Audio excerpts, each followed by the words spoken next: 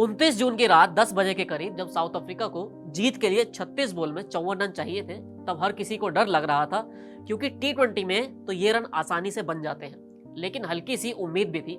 हर किसी को लगा कि यही वक्त है कि बुमराह को बॉलिंग दी जाए।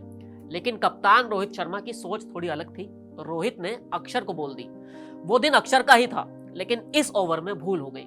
इस ओवर में अक्षर ने 24 रन दे दिए। अब जो उम्मीद बची थी वो भी डर में बदल गई थी, क्योंकि अब अफ्रीका को जीत के लिए सिर्फ 30 रन चाहिए थे और टीम इंडिया के पास अपना सपना बचाने के लिए 30 ही बॉल थी। हेलो नमस्ते, क्रिकेट की कहानियों में आज उन्हीं 30 बॉल की कहानी सुनते हैं, जहां टीम इंडिया ने दुनिया को यह बता दिया कि वो सिर्फ अपनी बल्लेबाजी के दम पर नहीं, बल्कि बॉलिंग के दम पर भी चैंपियन बन सकती है।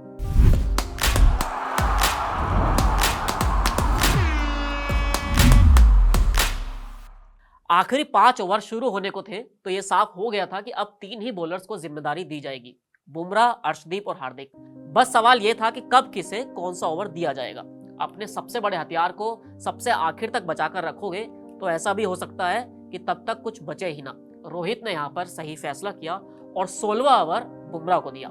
वही बुमराह जो इस वर्ल्ड कप में सबसे बड़े हीरो बने हैं। बुमराह वो उम्मीद बने हैं, जहां कोई आपका साथ नहीं देगा वहां बुमराह आपको मैच जिताएगा। सामने मिलर और क्लासन थे, लेकिन बुमराह ने जान लगा दी और रन दिए सिर्फ 4। अब टारगेट 24 बॉल में 26 रन हो गया था।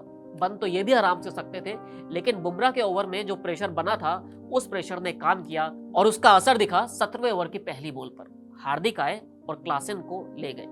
33 बॉल में 52 रन बना चुके क्लासन अफ्रीका की जीत की गारंटी थे। वो 2 ओवर और रुकते तो नतीजा कुछ और भी हो सकता था। हार्दिक ने पहली ही बॉल पर अफ्रीका को झटका दिया। इसके बाद ओवर में बस 4 ही रन दिए। अब दबाव अफ्रीका पर था। 2 ही ओवर में पूरा गेम पलटता दिख रहा था। बुमराह फिर लौटे और टीम इंडिया की उम्मीद को भरोसे में बदल दिया। इस बार एक ऐसी बॉल आई जिसे बॉल ऑफ द टूर्नामेंट भी कह सकते हैं। चौथी बॉल पर बुमराह ने यानसेन को बोल्ड किया। लंबी हाइट वाले यानसेन अपनी गति से बल्ला ला रहे थे, लेकिन शायद उनको भी मालूम नहीं रहा होगा कि बॉल बैट और पैड के बीच में से इतनी तेजी से निकल जाएगी।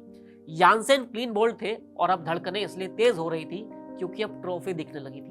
बुमराह ने इस बार बस 2 ही रन दिए और 1 विकेट भी लिया। 30 बॉल पर 30 रन वाला जो टारगेट था वो अब 12 बॉल पर 20 रन हो गया था। 19वां ओवर लेकर अर्शदीप आए और रन दिए सिर्फ 4। अर्शदीप ने पिछले 1-2 साल में T20 फॉर्मेट में एक लंबा सफर तय किया है।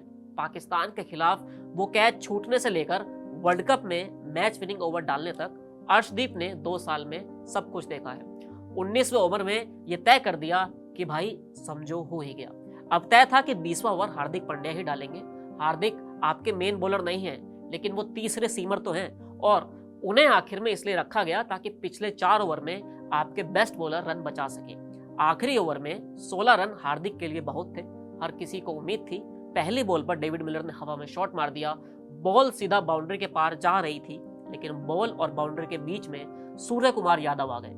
उन्होंने बॉल पकड़ी, हवा में उछाली, खुद बाउंड्री के पार गए और फिर लौट कर आए और कैच पकड़ी। ये सब कुछ 1 सेकंड के भीतर हो गया था। अफ्रीका का वो बल्लेबाज आउट हुआ था जिसमें मैच जिताने का दम था। सूर्य कुमार यादव ने कैच नहीं वर्ल्ड कप पकड़ा था। ये 2007 के श्रीसंत के कैच, 1983 के कपिल देव के कैच वाली याद थी।